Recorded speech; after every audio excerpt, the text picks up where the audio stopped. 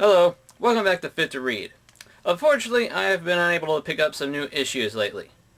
But I did so happen to come across some issues that I've been meaning to pick up, which I either just didn't have the money to at the time, or they just weren't in the comic shop at the time. So, until I finally get some new issues, it should be a couple days now, I'm going to get these issues that have been out for a while, but I just didn't get till just recently. And what I'm going to call Fit to Read Back Issues.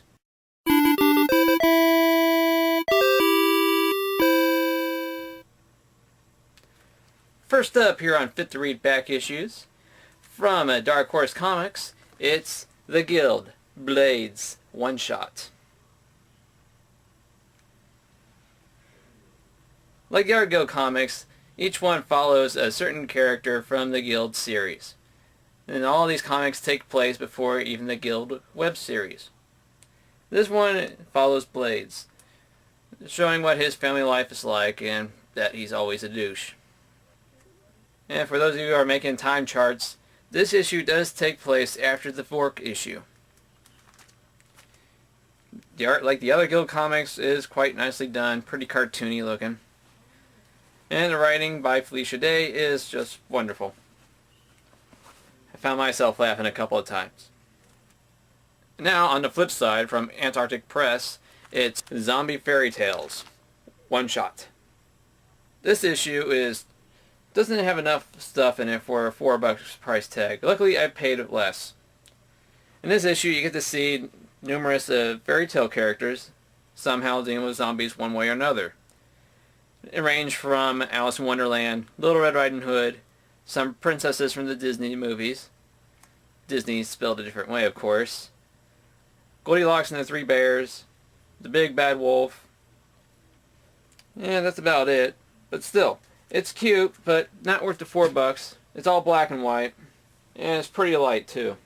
Staying within our zombie theme from Marvel Comics, it's Marvel Zombie Supreme, Issue 3 and Issue 4 of 5. Pretty much all of Issue 3 just follows the citizens of the small town whose nuclear reactor has been breached by the zombie superhero Nuke. So not only do they have to worry about a nuclear meltdown, but a zombie apocalypse that just appeared out of nowhere in their small home. There's an awesome page where firefighters come in to save the day, but that didn't last long as the mayor had to call in a zombie quarantine protocol. In Issue 4, we pretty much get a backstory of Jack of Hearts. I haven't heard of this character before, but I find him interesting now. And if one looks at it, he's going to kick ass. Jack of Hearts is going to save all of his fighting for Issue 5, though. But this issue follows all the zombie heroes and the last Marines as they try to survive and fight. And also how these zombies came to be. Like many of the past Marvel zombie comics, the artwork is quite colorful and stylized. And unlike a very few select issues, the gore is not very sickening. So it's fun for all. Now, as we go on to something that I've been meaning to pick up for a while, but finally have, we're going over to Archie Comics, where I've managed to pick up Mega Man Issue 1 and Issue 2.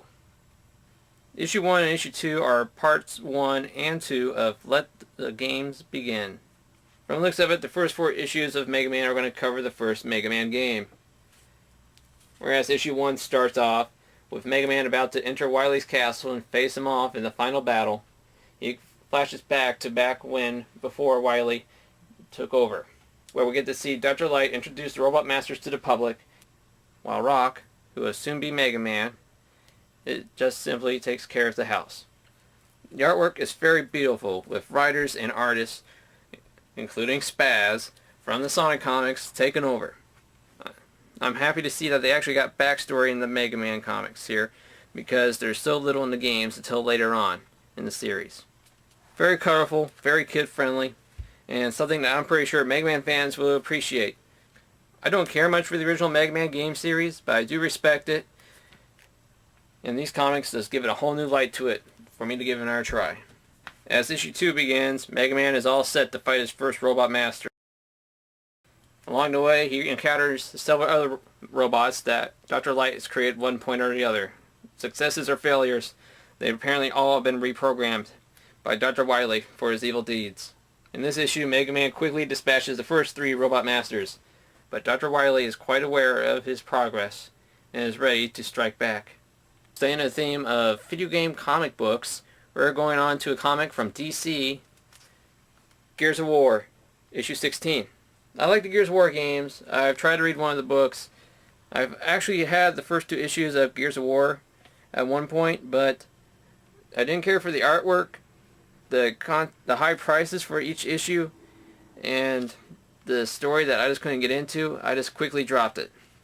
But this issue I picked up because it is written by Karen Traviss, sci-fi novel writer, who's also writing the script for the new Gears of War game.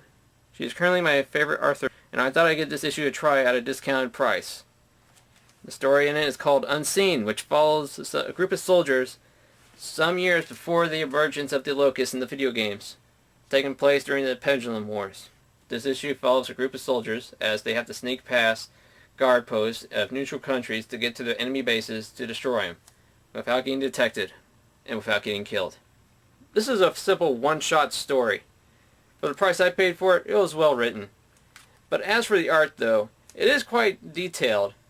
But as you can see, like the other Gears of War comics that I had, since it's so much colorful and not enough gray and brown in it, the inker decided to go a little overboard.